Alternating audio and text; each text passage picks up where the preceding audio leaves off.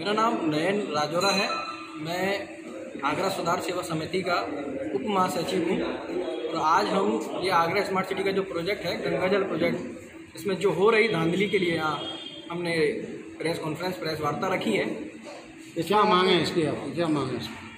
हमारी ये मांग है कि जो सरकार ने जो मानक तय किए हैं, जो निविदा जो बनाई है, उस अनुसार कार्य यहाँ होना चाहिए। और यहाँ बिल्कुल सब तरीके से सरकार के साथ, यहाँ की जनता के साथ धोखाधड़ी हो रही है।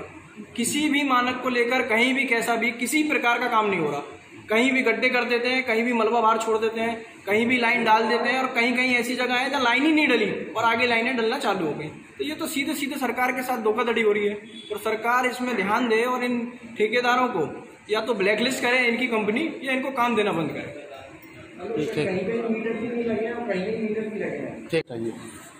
मैं शीतल राजपूत, आगरा सुधार सेवा समिति की अध्यक्षा, प्रोफेशन से एडवोकेट हूँ, सुप्रीम कोर्ट में प्रैक्टिस करती हूँ। किस विषय को लेकर के प्रेस वार्ता का आयोजन किया गया है? स्मार्ट सिटी, आगरा में स्मार्ट सिटी बनाने के लिए केंद्र ने एक अप्रूवल दिया था, जिसके लिए आगरा में गंगा जल प्रोजेक्ट जिससे घर घर पानी पहुंचाने की व्यवस्था की गई थी, उस पर कुछ हेर फेर जो हो रही है, मानकों से जो समझौता किया गया है, उसके लिए प्रेस वार्ता की गई है। तो क्या कमियां हैं जो आपको लग रही हैं और जनता के साथ धोखा हो रहा है, ऐसा क्या लगता है? क्या कमियां हैं वो? जो हमारे पास टेंडर डॉक्यूमेंट है, उसमें साफ साफ लिखा हुआ है कि कोई भी लाइन 1 मीटर से कम पर नहीं डलनी है।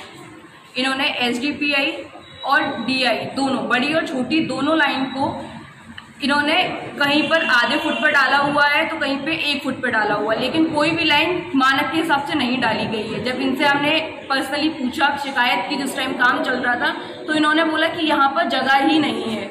कि ऐसा होता है कि जब आप कोई प्रोजेक्ट लेते हैं तो उसकी ड्राइंग पहले तैयार होती है। आप ये बोलें कि इसने पहले यहाँ पे और लाइंस डली हुई है, ऐसे उन्होंने हमको मतलब सांत्वना दी, इसमें ऑलरेडी पहले से लाइन डली हुई है, इसलिए इसमें नीचे लाइन नहीं डल सकती है। उसके बाद जब ये लाइन ऊपर डाल दी गई, सड़कें बन गई, कोई टेस्टिंग नहीं की गई, सड़कें बना दी गई। आज स्थिति वापस वही है। जो 4 महीने पहले जो सड़क बनी थी, वो सड़क वापस खोद दी गई है।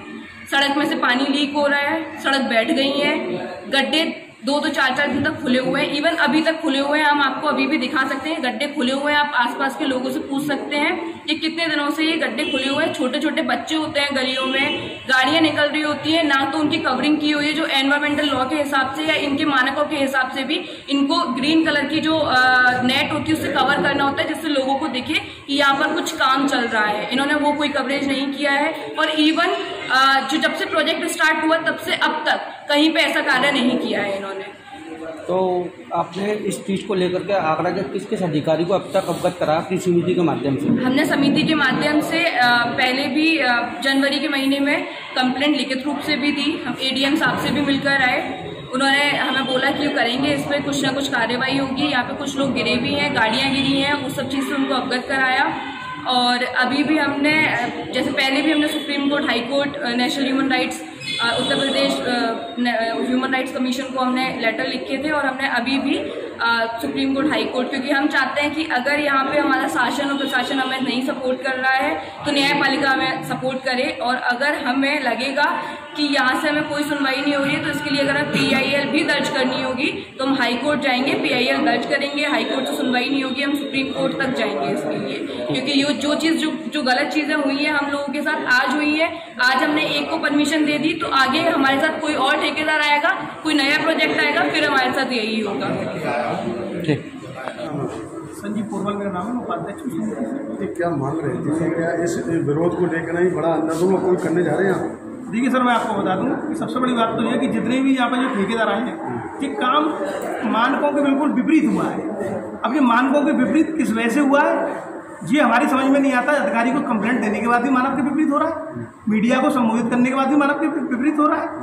सारा काम सत्ता में कोई लोगों को भी विपरीत हो रहा है। हमने ऐसा कोई विभाग नहीं छोड़ा, ऐसे कोई नेता नहीं छोड़े जिनको हमने ये बताया ना हो कि साहब ये मानक के विपरीत ये कार्य हो रहा है, आप इस काम को देखिए, लेकिन कोई सुनवाई नहीं है। अब लास्ट में आकर हमको लगा कि हमें लगता है कि सबसे बड़ा चौथा स्तंभ जो है वो मीडिया है। अगर देश को अगर कोई बचा रहा है तो केवल मीडिया बचा रही है।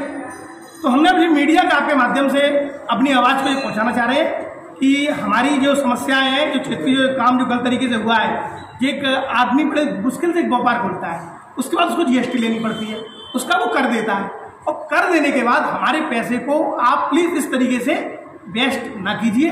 बस यही हम अपनी बात। किसी नेता का क्या हाथ है इसमें, कोई रोल है किसी नेता का? नहीं सर, इस सरकार का नेता का तो हम इतना नहीं कह सकते कि इसका रोल है, लेकिन हाँ इतना जरूर कह सकते हैं कि अगर हमारी सुनवाई नहीं हुई तो हम इसको हो सकता है कि एक धरने के रूप में इसको आगे इस कार्य को बढ़ाएं। क्या ठेकेदार किसी विधायक के क्या मंत्री के गोद में जाकर बैठ गए इसलिए जो काम नहीं हो रहा है जी? कोई जनप्रतिनिधि इस पर एक्शन नहीं लेना? नहीं सर, मैं आपको बताऊं, कोई जनप्रतिनिधि सारे मौन है और कोई इस पर एक्शन नहीं लेना चाह रहा। उसका कारण मैं आपको बता दूं, अगर हमारी बात आज भी अगर नहीं उठाई गई तो हम इसके लिए बड़ा आंदोलन करने के लिए मजबूर होंगे, और ये आंदोलन गली गली मोहल्ले मोहल्ले और बड़े स्मारकों के सामने भी किया जाएगा। जय भारत।